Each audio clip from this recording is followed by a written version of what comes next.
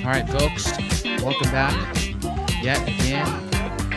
It's another beautiful day here, and it's another episode of The Smart Life.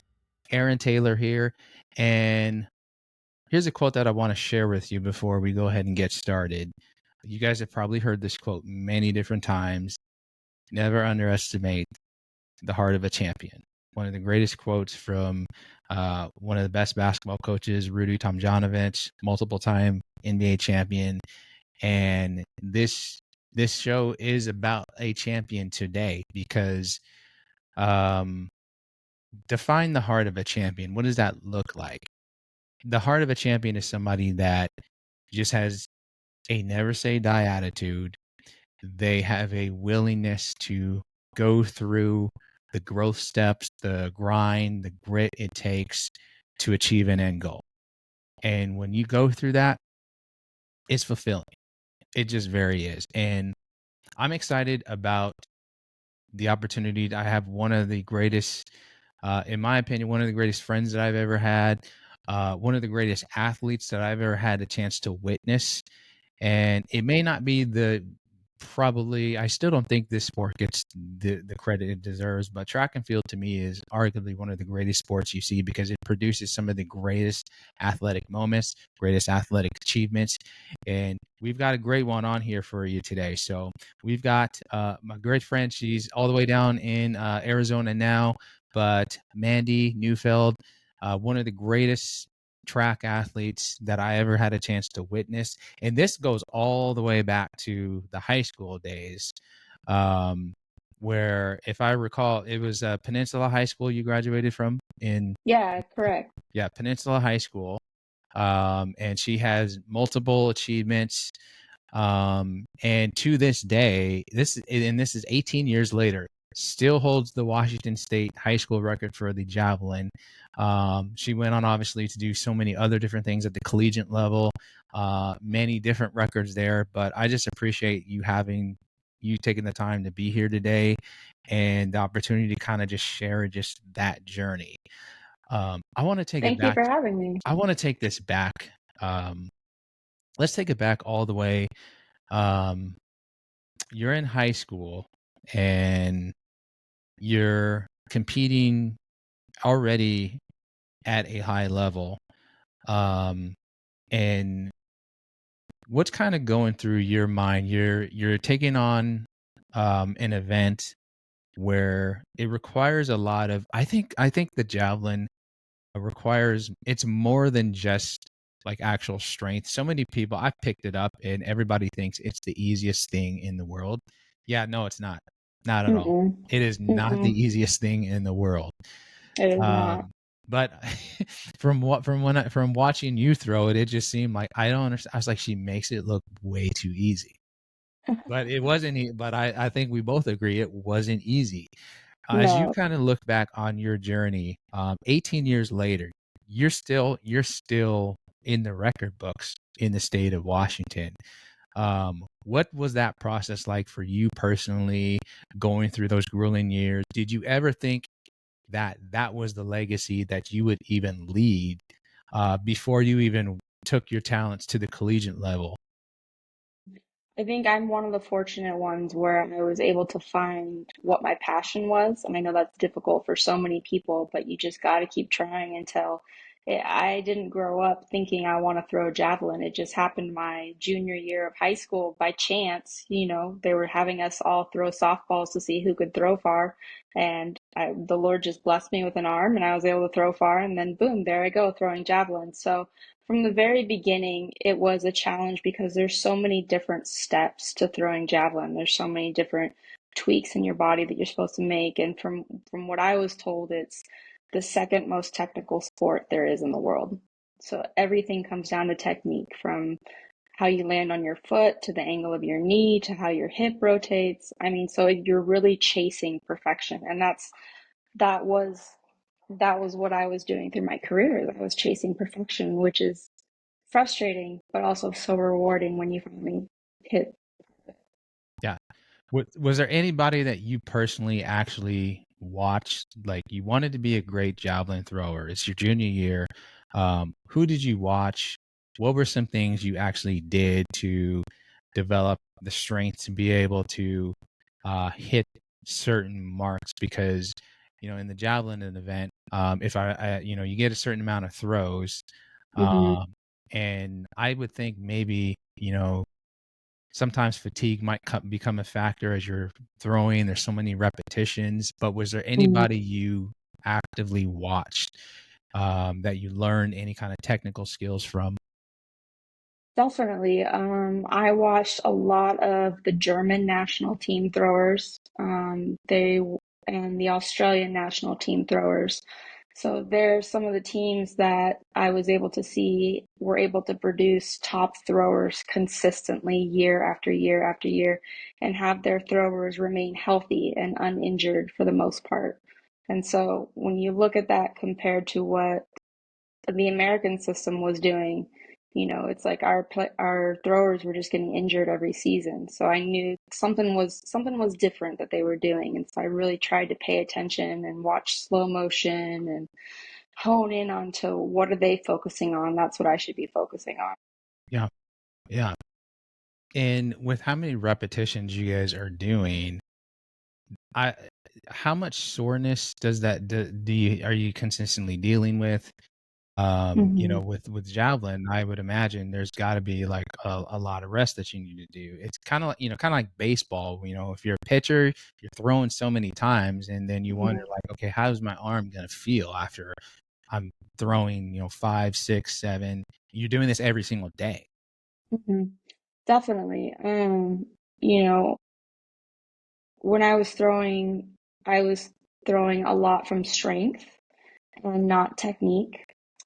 So that took a toll on my shoulder. I had two injuries to my shoulder where I had to have two different procedures done to repair it before I learned the other technique of throwing, which was what the Australian national team and the German national team were doing. It was rotational throwing. So not to get too technical with it, but it's just a different form of throwing where you're able to channel that energy into the javelin in a much more efficient way, the way your body is naturally designed to do it. So, a lot of times when I was sore after learning how to throw correctly, the soreness would come from what you think you would be sore from, which is your legs, because you have to do your impulse and then you have your block, which is where you stop abruptly after doing, a sprint, basically.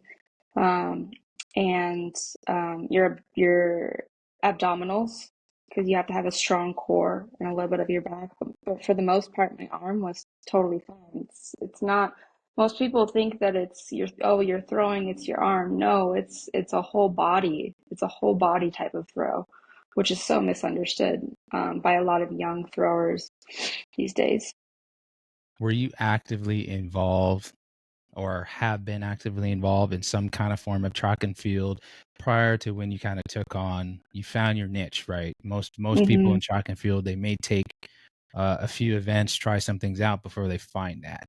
Hmm. Was this something that you already kind of, because I know this really began in your junior year, but was this Hmm. sport always kind of in your heart, like before you really started to take this on? No, no, my passion was basketball. And Oh, yeah, and I actually did track and field with the idea of working on my running and my sprinting and my conditioning for basketball. So I was doing it for basketball. I had no idea that it would become this huge blessing in my life that, paid for all of my schooling that I got. I was so fortunate, and the people and the relationships that I was able to build. I mean, the track community is incredible how close you can get with people that you've never even met before in person just by reaching out online sometimes. It's just the support that track and field athletes have for one another is so unique. yeah. Who would you say was your biggest cheerleader during the time? As you're coming into um, really a defining point in your life, before the Mhm. state record comes, who was the biggest cheerleaders you had? You have a very big family. I I know, do. very supportive Yes. family. Yes. They've all been wonderful people. I've had a chance to meet them before. Yes. Huge Yeah. support system right there. Was that kind of your driving factor? Seeing them in the stands, they're cheering you on. They're even if you're going through you know uh, a distress moment, Hmm. frustrating moment, would you say they were the biggest cheerleaders for you to help push you through that? Absolutely. I mean, if you look at any great person or great athlete, not that I'm saying that I'm one of them, but what I No, was you able to definitely are, achieve. in my opinion, but Yeah. But, I think that you would agree with this is that nobody does it alone. So, having a huge support system built up around you is one of the biggest blessings that you can have and one of the greatest catalysts that you can have for your career as you're trying to chase perfection really is what you're trying to chase as an athlete. and in the process of chasing perfection, okay, you not only set the high school record for Peninsula High School, you Hmm. not only win the state championship for the 3A, Hmm. but you end up exceeding above and beyond. And now all of a sudden it's like, okay, you're not just a state champion, but you're a state record holder. Okay, Hmm. this is 2007. You break the record. We're here. Fast forward 2025. This record still stands today. Wow. And I actually I did some recent research on that to kind of see how close people have come within a distance. It's really, you've kind of separated yourself from those Hmm. that are probably have tried to come close. There is a large gap Hmm. for that. So Oh, wow. this is a big deal. Did you All right. like was I mean, I would imagine you're probably thinking, okay, I just, you're competing, but and knowing that you have a chance to win a title, but did the state record even 1 point cross your mind at any point? No, I mean, no records cross my mind, and when you're out there to throw, you're just trying to do the best that you possibly can. And I always believe that I could do better. And that's something for a lot of young athletes these days is to push yourself and believe in yourself that you can do better and to continue to chase that. Yeah, unbelievable. I mean, I can't believe 18 years later, we're still seeing that, like, in Washington State, and to me, Hmm. I was kinda, like, baffled that, that I'm like, "Oh, no, it's still there. You're still in the record books." Wow, that's so Yeah. cool. So, Cool. you fast forward next year, you go to Eastern Washington. Hmm. We're both of us were at Eastern Washington, Hmm. and this is it's a different ball game. Okay, now you're at the Division 1 level, and how your first year, um, you get there. What was your kind of expectation? Did you put a lot of expectation because from when you set something so high, Hmm. sometimes coaches have a high expectation on people and think that, okay, if they don't deliver the results that I saw them do, what Hmm. what's what do we do here? So did you feel like there was a immediate high expectation, whether it's from you or a coach? What went through your mind that first year? Hmm. It was definitely the expectation for myself that I Mm, set. I'm like, okay, if I did this in high school, then I should be able to hit this mark hmm by college. Whether it's my freshman year, my sophomore year, I always expected to have better marks throughout my career. And so, a lot of the ways that I was trying to do that was, okay, well, I need to lift heavier in the gym. I need to have a heavier squat, a heavier power clean, I need to have a heavier bench. I need to be quick, so I need to work on my times, my sprints. I mean, there were so many times you saw that our coach let me join our sprinters workouts, which was so cool and so beneficial. And you guys just absolutely blew me away, but yeah. it was awesome. Yeah. Yeah, and the kind of image, especially for any, Division 1 or profession, the image that I remember seeing, there's so many different, obviously, track meets we were at, but Hmm. the build that these athletes had was totally Hmm. different. So if you were coming in, you kind of had to look a certain way, right? So Hmm. you kind of had to have a good amount of upper body strength. You needed to be able to have a good amount of lower body strength. It was the same thing, for me as a sprinter. I came into, as college. I was actually 20 pounds under what a typical, high profile collegiate sprinter or Mhm. professional athlete. I was well under that. So I had to bulk up a little bit. So, You had I'm one of the 149 pounds my freshman year. I had to yeah. I had to get all the way up to like 100 and like almost 70. So, Yeah, you uh, have one of the most powerful strides in a sprinter that I've seen, though. So you were using every ounce of your body to get those times. well, I mean, you have to definitely. It's you go to any Division One college program. There's the expectation is high, but also the development factor um, hmm was huge. So, hmm did you feel Absolutely. like as we're at Eastern, did you feel like when you got there, you're going there and like me, I only knew one person. I knew one person hmm there. I didn't hmm know anybody else at all. hmm But you go in there and it's like, okay, maybe a couple folks here and there, but how was that process mentally? Because a lot of athletes wonder when I go to a big school, hmm or if I go to a smaller school, like what's gonna go through my mind? Did you feel like Right. did you feel like that you're gonna fit in right away? You have other teammates that have 2 years, 3 years of experience. hmm But here you're coming in as a record holder. hmm How are you feeling just entering your first year? hmm Um, yeah, definitely. I mean, I didn't know anybody before going to the college, and so, my first couple weeks, it's a very isolating feeling. But with track and field, you get so fortunate having so many people around you that care about each other and not just about each other's performance, but care about each other as human beings. And hey, how are your studies going? Do you need a study group? And Eastern Washington University is a fantastic university that supports its student athletes to thrive. So it was definitely the place that I needed to be during that time frame. Absolutely. For such a small university, from just what I remember, it really brought together. It just kind of became we kind of had like our own community. So it was hmm a huge community. You had the sprinters, you had the distance runners, you had the throwers, hmm and obviously the jumpers. And all of a sudden, everybody just came in there and clicked. So hmm I think what was really kind of helpful is there was just that warm welcoming we had, hmm because we were a very large freshman class, and we're coming on to a program that's starting to really become established. But it's like, hmm okay, how do do we fit in? Are the coaches going to like us? Right. I had no idea. I had no idea what to expect.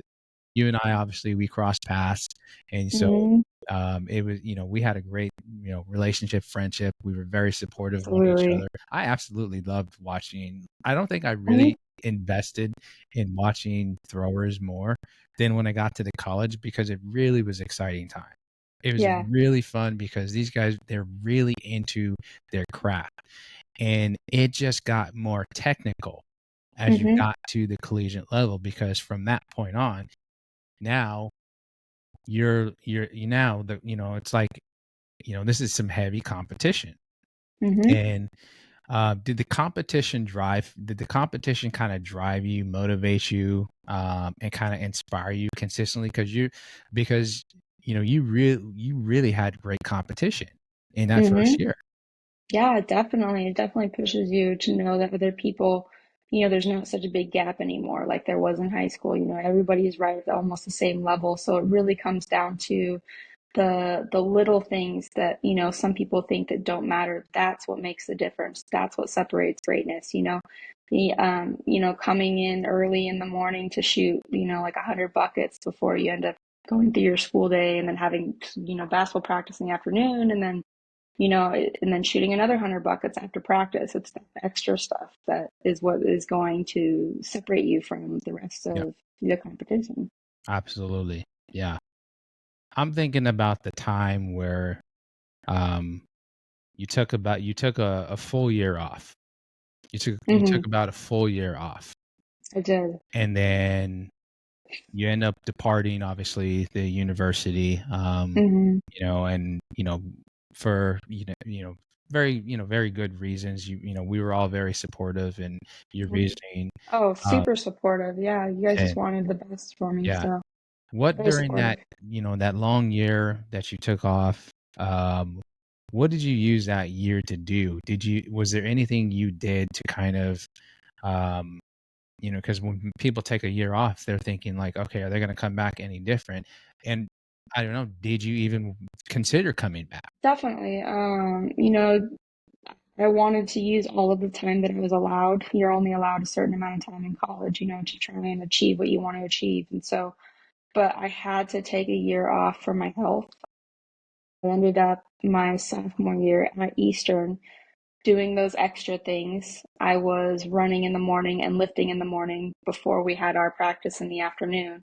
So I was doing a lot of extra stuff. And unfortunately, I didn't understand the importance of nutrition and fueling your body. And I drove my body into what's called chronic fatigue syndrome, also known as overtraining syndrome. Basically, it's where your cortisol gets overstressed and your body stops responding to stress. So your body is just stuck in this flattened, non-reactive state to any type of thing that would normally get you up and get you going.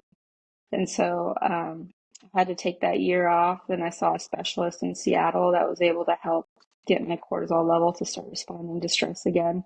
And once that happened, yeah, it was game on. I mean, time's clicking. Yeah.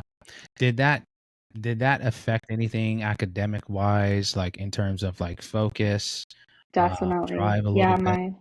my grades, my freshman year, I was on the dean's list, and my grades just plummeted second year. I mean, I couldn't, yeah, just it was very difficult to focus. It was very difficult to know what to write down in class, for Mhm, notes, for what was going to be on the test. Just stuff that normally comes very natural, mhm. was a struggle.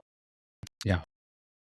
There's a lot of athletes, I think, that when they get to that point where they're driving their body so much because and we both found that out because there was we had a lot of 2-a-day practices, Hmm. and a lot of times your body just it it takes some time to really develop into, I don't know what you want it to be, Hmm. um, but for those that maybe are kind of in that situation now where they might be overtraining, they might be taking on too much. What would you say, let's if this was your younger self right now, you're Hmm. looking at the younger, man, you're still young anyway, but Yeah. but Think. what would you say to, the 19-year-old, the 20-year-old Mandy if you saw her today? What's the biggest piece of advice you would give her? There's something to be said for having grit and determination, and then there's something to be said for having your support system. So, with grit and determination, I was trying to do it alone. And so, what I would say to any young athlete is don't do it alone. Seek help if you're not sure, what you should be eating, when you should be eating it. Seek out a nutritionalist. If you're not sure, should I do my cardio before I lift or after my lift? What are going to be the positives and the negatives of doing either of those? Research that and ask your coaches and ask your strength and conditioning coaches. Have those conversations that really help yourself. But I wish I would have done that because I could have saved myself an extra year. Yeah. But this is where I think the story gets really, really good is, so during that long layoff, you're back home, you're back in the Seattle area, and I think it may have been like 2 years later, the red and black now becomes purple and gold. Hmm. Where did that decision come into play? Definitely. I wasn't fully healed yet, and so I needed to stay close to my support system. And my support system was all local in Seattle, and so that's where I ended up going. And my junior year there was phenomenal. It was such a great experience, and so um, yeah, I was originally supposed to go to the University of Oregon. Oh boy. Yeah, I was all set to go to the Yeah. University of Oregon, but then Mhm. they ended up switching coaches, and there was a miscommunication between the switch of the coaches. And so I ended up going to University of Washington. Yeah. Well, you didn't just go to the University of Washington. Let's talk about what you actually did at the University of Washington, because Yeah. you thought that the record you broke at in high school was phenomenal. Yeah. Okay, you go to the University of Washington and you're inserted in I couldn't I couldn't remember who the head coach was. I think Coach Lamont may have been one of the head coaches still during that time Hmm. that you were there. He was a great friend of mine. I remember Coach Hmm. Lamont Vaughn and some of the Washington staff from my Hmm. high school days. They were always very great. But you come on there and it's almost like you pick up where you left off. And Definitely. that 1 year long layoff, um, you just all of a sudden, okay, you're coming back and things are really starting to take off. And Hmm. your progress is mentally you're becoming strong. A couple Hmm. times we had we saw each other at the meets, and Yeah. you just looked like you were in a total different perspective, total different mind. It was almost like something gave you, like you had a fresh spark, like Hmm. a different kind, something just it was like a revival moment happened for you. Hmm. And Definitely. was that kind of the home court advantage that you had being in the Seattle? Was that a contributing factor that ultimately led to some of the success that you had at Washington? Because that, I mean, Hmm. that was phenomenal what you ended up doing. Hmm. Yeah. It was the first track meet in a purple and gold uniform. I remember it was the Pepsi Invitational at the University of Oregon. And it was my second throw that broke the school record for the University of Washington, which was something that I had never thought. It wasn't even on my radar. It wasn't even something I How was long did thinking that about. record stand before you broke it? I don't know. I think it was like some 13 years or something like that. I'm not sure. But yeah, no, it's important for people to understand that if something is taken away from you, use what you still have. And so my ability to handle stress, um, physically, working out was taken away from me. But mentally, I could still be watching videos. I could still be mentally running through those repetitions in my head. And that's what I was doing that whole year that I had. So when I came back my junior year, I had all of that built up already. So that by the time it was time for me to actually physically throw again, my mind had already been doing Hmm. Wow. Yeah, it's unbelievable. You go from, one record to another record, and then, you hit, if I recall, NCAA All-American status, and then now you start obviously getting into the professional realm now. Huge thing, huge, huge turnaround. that. And this to me, I think, makes your story even better because from that year layoff to the school record, NCAA All American, you start competing at the professional level. Um, this to me, I think, and this is what I talked about in the beginning. Never underestimate the heart of a champion. Hmm. I think just your consistent perseverance and your consistent um, willingness. You did what you had to do to take care of yourself mentally. You physically had your body ready all the time. So you're always in great shape athletically. And and you never quit. Because a lot of No. people, I think, in a sense of when they go through a downturn, or they're facing a downturn, the easy thing to do is to give up, is to isolate, is to separate. Sometimes Hmm. sometimes it even leads to people quitting. Hmm. And I think sometimes when we quit, we can feel helpless and we can often feel hopeless. But for you, it was the complete opposite. You were hopeful, and that's based on kind of you went back home and they just built you up, and you had people just building around you. And of course, myself, so many other people that you've been in contact with over the years, and we're all just kind of cheering you from a distance, and we're just watching the progress. I don't even I still don't even remember how I ended up finding out that you ended up breaking the Washington record. I didn't find it out from you. I think I found it out a different way. And I was like, wait a minute. I was like, we were just teammates, just a couple of years ago when, Yeah. and I remember reaching out. I was like, when did this happen? You never told Hmm. me that all of a sudden that you turned into this all-American like hot shot. I was like, wow, okay. Yeah. God is good. Yeah. God is good. And, coming down to, the heart of a champion is you find a way to get it done. And so if there's something that you can't do, if there's something that's holding you back, if there's something that's pushing you down, you got to look at it as an opportunity to work on something else, just Mhm, because you can't do the one thing. And so there's always an opportunity to work on something when you're going through a tough time. And so if you're able to change that perspective and choose to embrace that positive, opportunity that you're given, even though it feels like a negative, you can maintain your hope mhm. and you can maintain your grind. Absolutely. That's very so good right there. And of course, your records, obviously, what you did at Washington, those are still up and standing today. So you're all Hmm. over the record board still. So somehow you're still standing. You're Yeah, you're still still standing. there. Yeah, man. Will you feel defeated if somebody breaks it? No, I would be excited if somebody broke it. Yeah. I I would be mean, so excited for them because I know the difficult road that it takes to get there.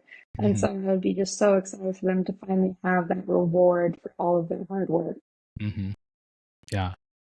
During what was There's so many different, obviously, things we could talk about takeaway. So many people ask, "What's the one thing that made you the great thrower?" But I think there's many things that you personally took during Hmm. that. If you could look back, just looking back at your journey, at some of the most memorable kind of, maybe it was a coaching tip or an encouragement that you got. What were some things that kept you encouraged?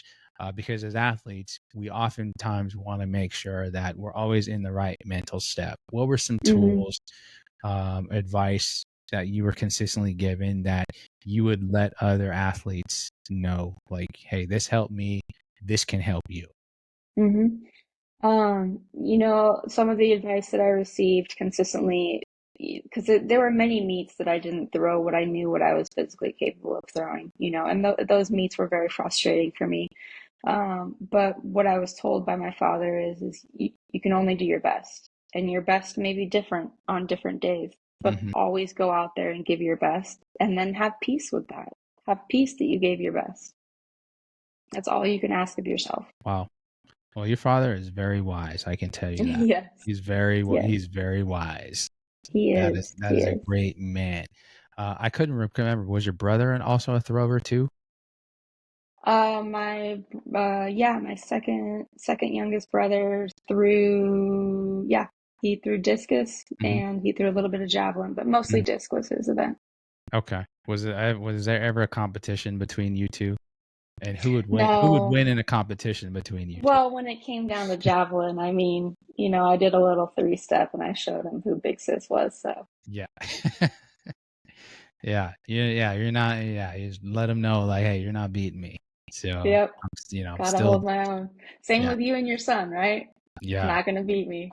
Oh, well, he thinks one day that he can. He's 8. He'll be 9 here coming up, and Mm-hmm. but he certainly believes that, Dad, I can beat you.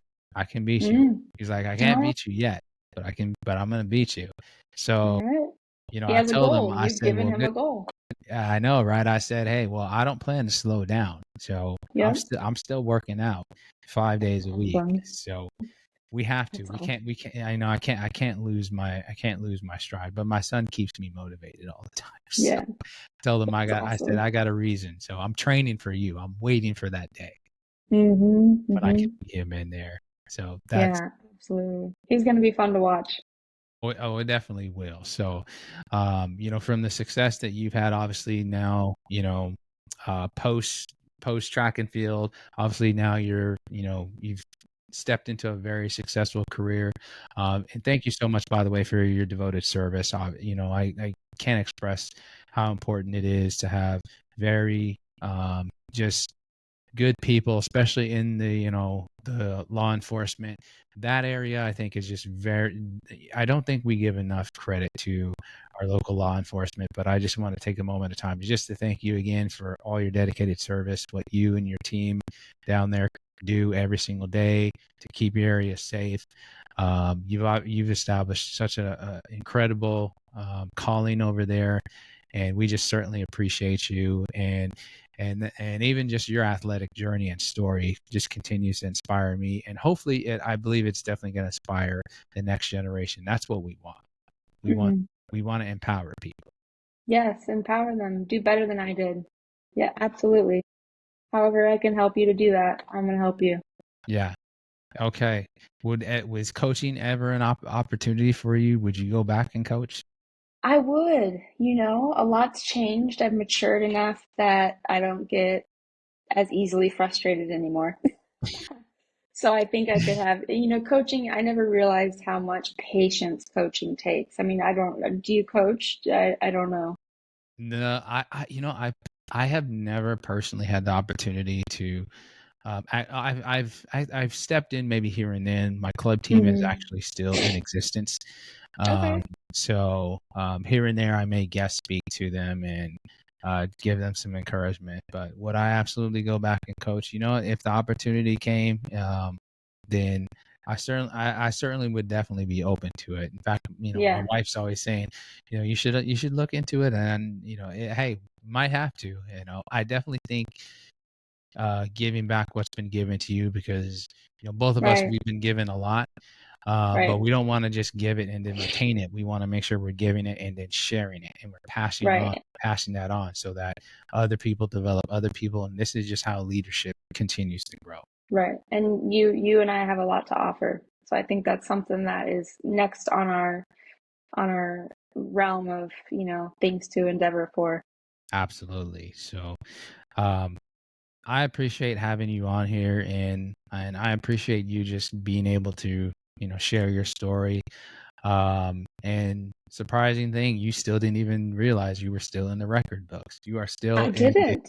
You are still Yes. in the Husky number one all time javelin Wow. thrower for the women, and still the Washington High School's number one all time javelin thrower. So you are still in the record books. I'm gonna keep Very looking. cool. I'm gonna keep checking it out until be like, hey, I don't know if it broke yet, but Yeah, give me a text when it's when you find out. we're gonna be coming up on 20 years soon for that. Wow. Wow, that's crazy. Wow. Crazy times, but It's just God is good. That's God it. is good. God is good, and I encourage those of you listening. I would encourage you, follow through. Everything that Mandy talked about. Follow through. Just follow through. Yes, the stress, the struggle, the grind. There is a process, but you can do this. Just like with what she did. Even if you have to take a moment and just slow down, reset, reset your body, reset your mind. Those are very healthy things to do. And when an athlete is at its healthiest, they can also be the most dangerous. Absolutely well So, said. so you're a blessing. Thank you for being on here, Thank you for and having me. absolutely anytime. And I'm excited to see how you continue to flourish. You're an awesome friend, and we love you, and we're just so blessed to just see where you are today, and keep doing great things. You as well, my friend. All righty. Thank you.